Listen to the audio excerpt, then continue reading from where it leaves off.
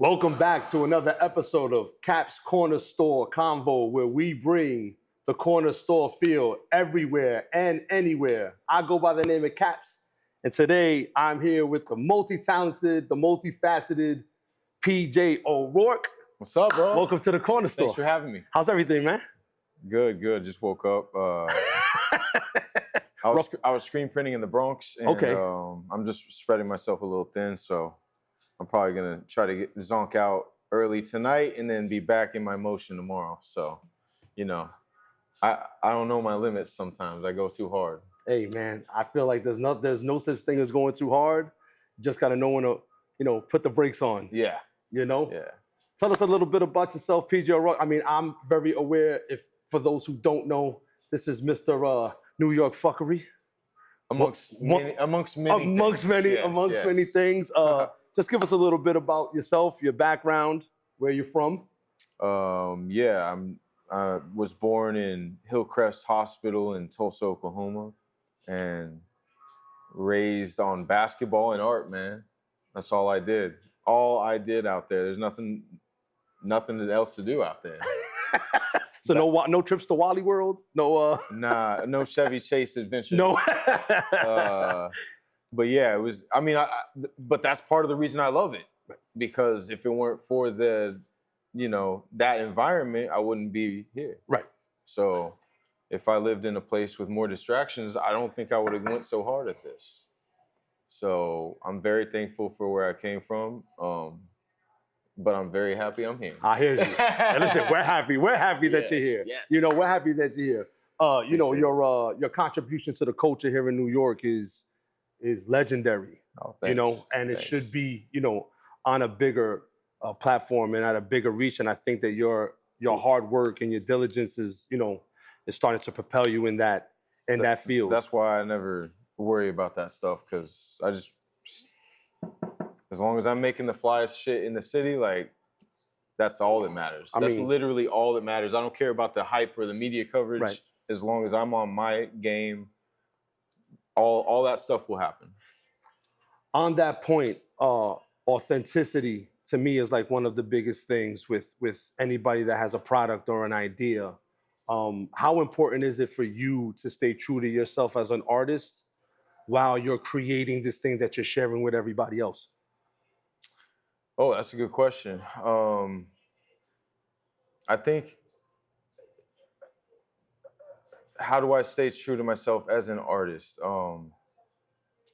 I've never changed in my thought process ever.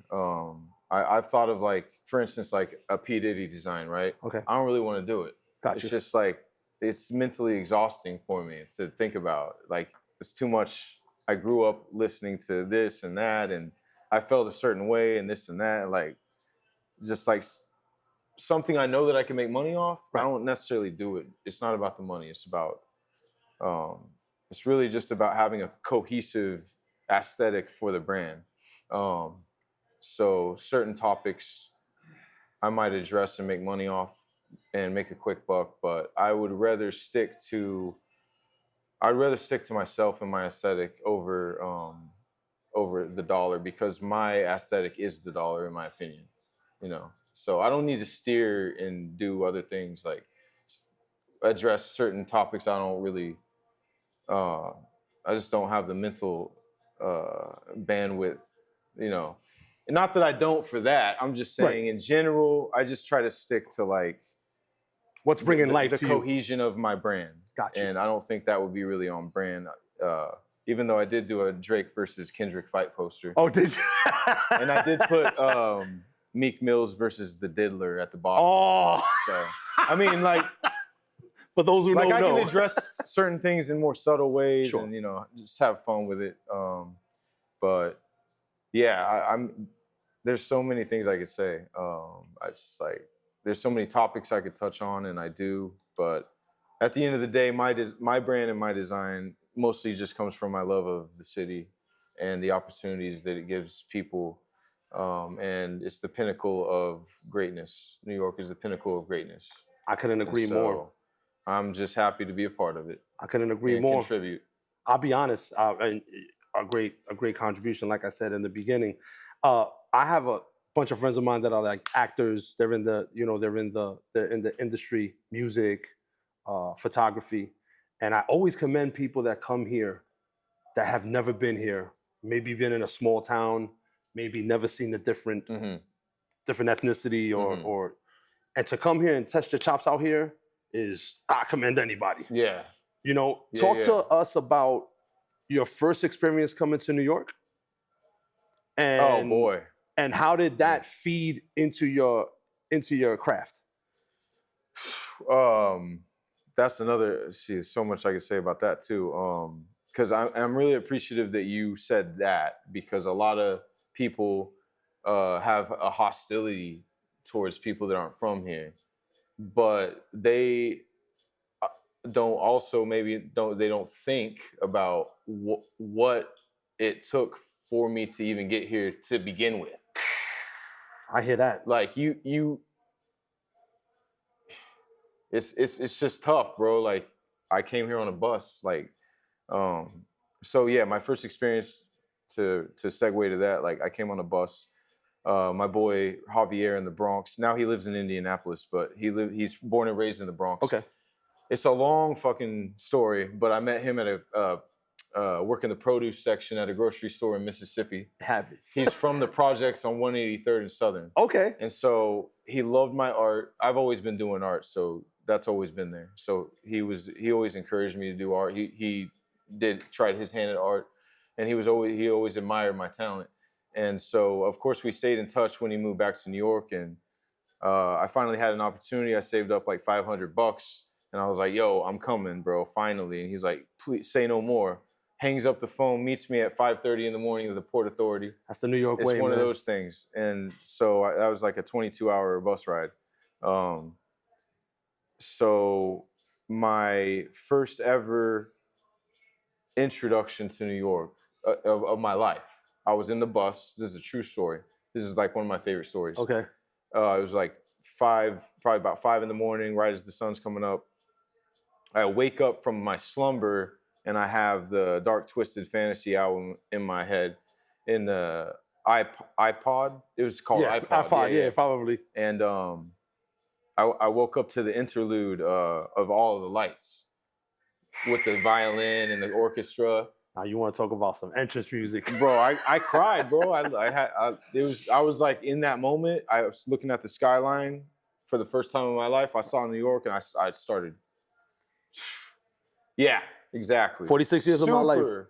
Super goosebumps, and I'll never forget that moment. And so I put it on repeat up until I got to the Port Authority. I kept it on repeat in my ear as he was showing me around. I had my suitcase. I was just looking around like, oh, I'm moving here, bro. Right. This is where I'm meant to be here. And so I stayed on the west side of the Bronx Zoo. Cracks in the walls, piss in the elevator. I got the full experience immediately, which is really cool. Nobody can say that. Yeah, that's like, I saw raw New York immediately. Gotcha. Like, he took me straight there. Yeah, I stayed there for the 11 days with Pops. Right. Pops was in there, drinking his whatever. Little Sylvester, Yeah, welcome in. And in traditional and classic New York form, he charged me $125. He's like, "You staying? How long are you staying?" I need some cash. I was like, "All right, I respect it." And listen, you gotta make it. If you make it here, you make it anywhere, right? You make it here, you make it anywhere. So I threw Pops some bread and stayed there. And then another friend who was from Florida, who I met when I lived in Florida. I lived in Florida, Mississippi, from Oklahoma. I feel like I'm from New York. From Oklahoma, Florida, Mississippi. I met both the New Yorkers in those states. Long story, but the other guy from Florida had just moved to Astoria. Okay. And so, of course, I introduced Javier to him. Gotcha. Shout out to Anthony. Gotcha. Shout out, Ant. And Anthony gave me his couch. So he was like, "Bro, I can tell how much you love New York." He always believed in me as an artist too. He was like, "Bro, like, this is probably where you should be." So I crashed on the couch 3 months. Luckily, I had a girlfriend who had a car, and she helped me move out of there. That's key, bro. And Bronx to Astoria. That's not a direct route. That's a couple of transfers. No, I'm talking about once I got off. Oh, once you got to Chicago, yeah. Got you. And so I had to shout out to Laura, my ex. Really kind of saved my skin out here too. I have a crazy story. The first year and a half here was just like, I don't know how I did it. I lived on a couch in Flushing, off of Northern Boulevard and Main Street. So I took the 7 all the way to the end. Okay, so that's like little. Grab the halal at night for $5. Get the chief dumplings. I was host at Serendipity on 61st. Okay, that was my first job. No kidding. I was just like on Craigslist looking for anything, and they hired me. I was like, okay, so I at least got a paycheck now. And like a year and a half in, long story short, I was, struggling basically, shitty jobs. And I was knocking doors for ADT. So I was giving people trying to give people security systems out in like Western Long Island / Rockaways. Right. Piercing winds in the Rockaways, bro. Like walk around out there in like January, February. The worst. It's over. The worst. And so I'm sitting there, I'm like, what am I doing? Like I moved here to pursue my art. I've seen people in the subways with their art. Like I've seen a guy, he had his stuff on the floor. He's just sitting there on the floor with his art out. I'm like, well, I gotta try something. So, I'm not gonna be knocking doors for ADT. I can't even survive off that. Right. So, I ended up living in an illegal basement. I got kind of lucky on that too, because I met the landlord and I wasn't supposed to be there. Got you. I was like a roommate to this guy I was knocking doors with. Okay. And then of course, my survival instinct was to show him my art, the landlord, when I first met him. So I was like, oh, check this out. Da-da-da. He's like, oh, that's dope. Oh, blah, blah, blah. So I got on his good side by showing him my talent. And then, so when he found out that I was living down there, he was like, yo, what are you doing? You can't be down here. And the other guy got in trouble because he was taking the money that I was giving him and just keeping it. Got you. So he kicked him out. Okie doke. Right. So he kicked him out. Right. And he let me stay. Ah. So I got very, like, if it weren't for that, bro, I don't know what would have happened. But shout out to Randy. I got a shout out to a lot of people. Shout out to you. Well, it's apparent that your gift and your talent was kind of like your gateway to move around. When did you know yourself that your doodles and what you're pulling from life? When did you know that was something that you wanted to share with people? Because I think one of the biggest things with a lot of folks, when they have a talent, they only show a certain part of it. They don't really go all in and bare all, so to say. When did you know, from when you started drawing, when did you know that was something that you wanted to share with the world? To be honest with you, I was 2. Because my dad taught me how to read, and he was one example that always stands out in my mind was he was teaching me that when you add an E to the word, it changes the word. Yes. So he wrote, I hate my hat, and I read, I hate my hat. So he drew a hat like being angry at the guy wearing it. Oh, no crap. Okay. And so when he was drawing, like I picked up on, Pops is drawing. I'm going to try that. Right. So I just started drawing at the age of 2, and I realized that I was pretty good. So I just kept doing it. And then I didn't take it seriously as a full-time gig until I started selling in the subway. Got you. Okay. Now, yeah. Speaking about that, I know, again, on this platform, my big thing is, again, authenticity. My thing is also connecting the dots for people who, may have an idea. They don't know how to go about getting started. Or when they get started, they don't know how to go about networking. Sometimes that's not a person's thing. Sometimes you got to go out of the box, out of your comfort zone and do so. Mm-hmm. Talk to us about how it started, pushing your art on the subway. How did that idea come about? Well, like I said earlier, I saw the guys down there and playing music, of course, and then I saw like visual artists down there too, and I just thought that was so unique, and like, if these guys can do it, I gotta try it. And so I tried it. I went to Home Depot. I got the laundry cart. Okay. You know, the rolling laundry cart that folds. Absolutely. But the nice one, though. Yeah, you know, the one that's kind of sturdy, you know? Sturdier. And so it was one trip to Home Depot. I bought the chicken wire. And I like, you know, it was like, I tried to kind of shape it. Okay, right. In the laundry cart. Got you. And so it's kind of boxy and it was jiggly and weird, but I I just like took clothespins and pinned my prints. At first, I just used like this wide format printer in my apartment.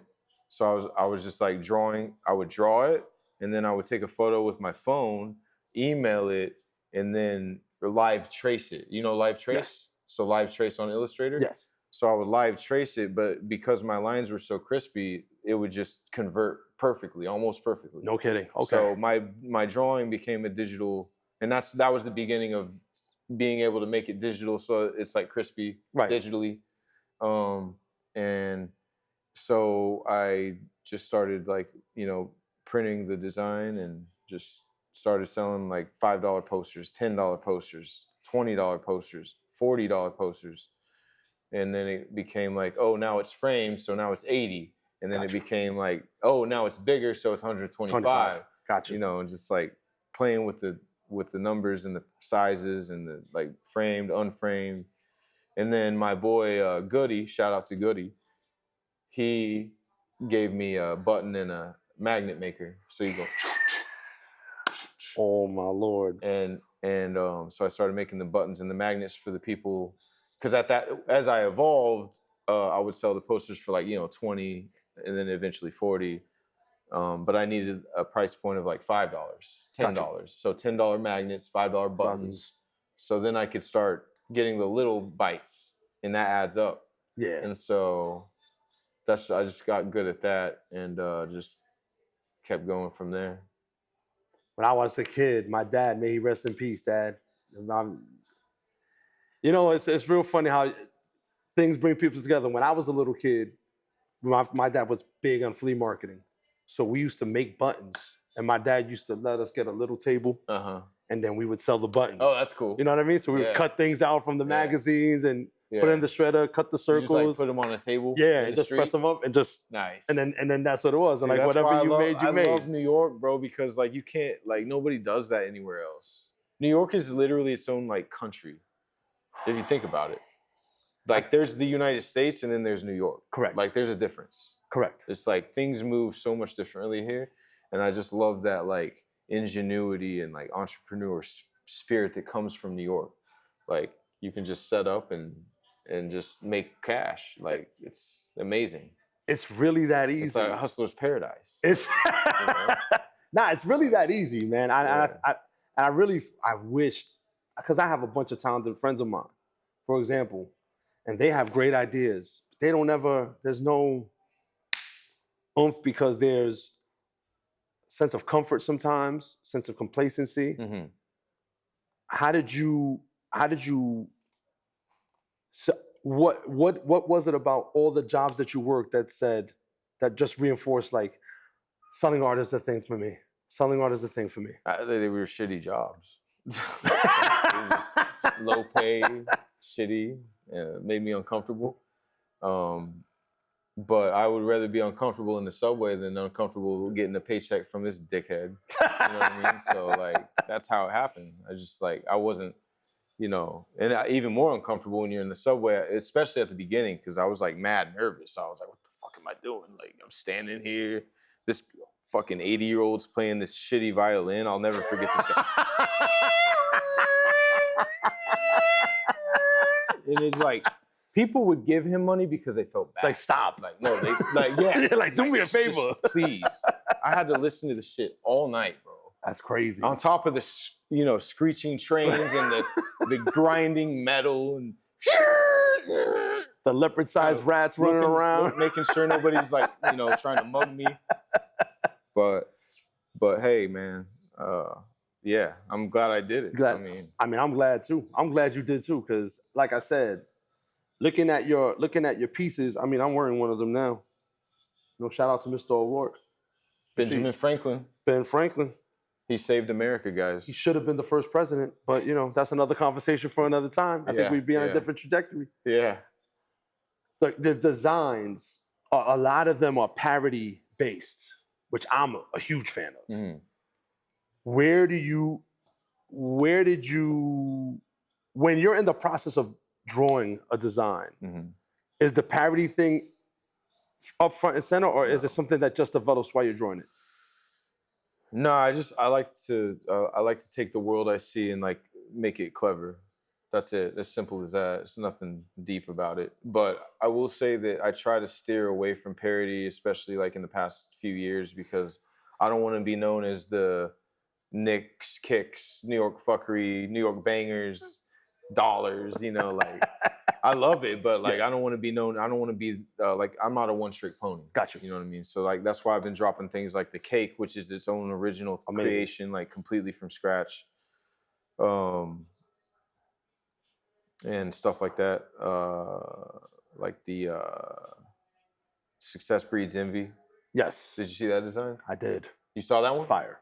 So Success Breeds Envy is probably like conceptual wise, that might be my favorite I've ever done. It's just like it's literally the word success, like shooting Yes. envy out.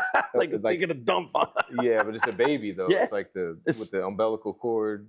It's really creepy and funky looking, but it's so cool. It's kind of a fine line though, Yeah, right? maybe you can flash it on the screen when. Yeah, for sure, yeah, for yeah. sure, for sure. But yeah, like stuff like that where I'm steering away from parody and just like creating something that just never existed. Got Like you. that's kind of what I'm more focused on. Not to say I won't keep doing parody, Right. but I'm more focused on like just something, even if it's just some like crazy abstract thing, like that's what I've kind of shifted gears towards. I mean, look, just think. I look at again. I look at your art, and a lot of it is very layered, kind of like this cake, Mhm. right? Like if you really, really look at it, you got the subway tunnel, and then you have all this stuff that's. And when you really think about when you're down there, you don't really think about what's between you and the sidewalk, right? And then when you get to the sidewalk, how much space is between you and that big, tall building, Mhm. right? Like It's a trip to think about, really. it's like- when you think about it. Yeah. So I think about the subway, and my favorite landmark is the Brooklyn Bridge. Okay. It always has been. Even when I was a little kid, I used to go from Manhattan to Brooklyn. Since 1884. Horse and carriage, they right? They put the elephants over it to show people it was safe. You remember that? Yeah. Back in the day? Yeah. You know what I mean? Like that was a little before my day, but yeah, it was around the same time. But a friend of mine always told me that his favorite landmark was the subway. And I never really looked at it that way. Mm. And I'm like, why would you say that the subway is like a landmark? He's like, tell me anywhere at the time this was $1.50. Tell me anywhere $1.50 you could get from Lower Manhattan to the tip of the Bronx. Mm-hmm. Yeah, no, like because like the BART system in San Francisco, they charge you, I believe, by like how far you go. Okay. And no metro, where it's like once, and then you can go wherever. Like, not that I know of. Right. But what about that? What it's about actually very sophisticated and. What about that? Because one of my favorite pieces from your collection is the map, the MTA map. That's my favorite. It has like it's like a heart with the artery, right? And it connects to the line. Like it's very the way your body is connected is kind of similar to that photo. What would you for those who don't know? Oh yeah. They show you better than you can tell you over here on Caps Cornerstore. Yeah. Where did you make that correlation? I was walking by on 14th Street. On the L train, they don't have it anymore, but they had this giant map. You remember that one? Yes, I do. And I was walking by with my cart, actually. This is when I was hustling. And I stopped and I was like stared at it for a few minutes and I was like, I have to do something with the map. Like that's one of the most iconic things. Like I have to do something with the map. I hate the new map. The Vignelli? I hate it. I like it. Do you? Yeah. The way it's all boxed out? Yeah, because it was 1972 when they first came out with that one. Right. And I I agree as far as like the practicality of it. It's like it's not proper. Right. But I do like the visual. Okay. I like it looks Alright. like you know, big blocks of color. Right. I think that's cool. Right. Okay. But I understand what you're saying from like a practical standpoint. It's not as good. I agree. I think the nostalgia aspect too. Yeah. You know, when you get to be my age, I won't disclose that, but you know. Yeah. But yeah, I just wanted to do something with the map. So I just was looking at it and I was like, that's a heart. I'm staring at, I could form, if I just move it a little bit this way and a little bit that way, put some arteries on top, that's a heart, bro. It is the heart of the city, man. And I'm sorry, Staten Islanders. Just didn't make the cut on this one. I did drop a ferry design though. And I sold out and I haven't made more. But shout out to Staten Island. Shout out to the Staten Island Ferry. A very nice view. A very nice boat ride. And it don't cost you nothing. But we all know that those are really the main four. Yes, those are the four. Of course. That's the Fantastic Four. Of course. And then so yeah, I just wanted to, you know, if you think about it, the blood pumping in that heart is the blood pumping, all the people moving about. Yes. That's the blood. Yeah, that's the blood work of the city for sure. And so that was kind of my thought process. I was like, oh, this is literally a heart. This is a heart beating. Like the city is a beating heart. So like, you know, red blood cells going through the heart. It's people going to their destinations and going about. It's keeping this. That's the livelihood of the city, right? It is. Without that train line, the heart doesn't beat. It doesn't beat like that. Not at all. Right. So it's without that train line, New York isn't New York. So that's what my thought process was. And then I looked at MTA and I was like, MTA. It didn't even take me long. Oh, most trauma afflicted. And so I had a banger. For those who don't know, if you're trying to get to work on time, be prepared to be late. A classic thing I saw on YouTube, there was a guy on a bus in Queens, I think it was. And this lady's cursing out the driver because he letting a wheelchair passenger on. And the guy's like, yo, what you mad for, lady? We're late. We're gonna be late, bro. What are you mad for? She's hooting and hollering. He's like, well, listen, you know what your problem is that you work at a job that don't pay you no money. You broke. You can't afford a car. Why don't you just get a car and drive? We are gonna be late, and that is most trauma afflicted. That is a fact. That is a factory. It really ties it all in, and that's another reason why I love New York so much. Is like I couldn't move to say LA, and like do a bunch of LA designs with near the kind of potency of these. Like you just can't possibly do it. Not same with San Diego, same with Seattle, same with Miami, same with Houston, Dallas.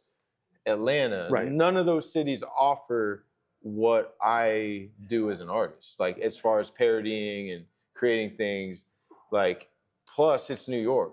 You can't get any bigger than New York. You cannot. So we're already at like, yeah, man. We're at the epicenter. You know, like when you look at an international city, I remember going to high school with a girl from Georgia. The country? I didn't have even had an idea it was a country. And I'm like a social studies buff. Yeah. So she's like, yeah, I'm Georgian. I'm like, where in Georgia? Yeah. Like Savannah? Yeah, Savannah. She's like, no, the country. I'm like, country? What the hell are you talking about? She goes, yeah, there's a little country right there, right underneath Russia, right there. And to even bump into people from different cultures, different walks of life.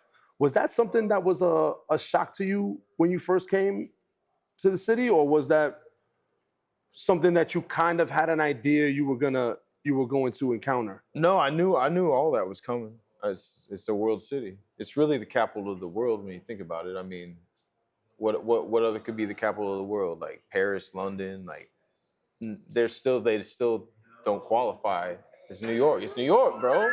Think about it.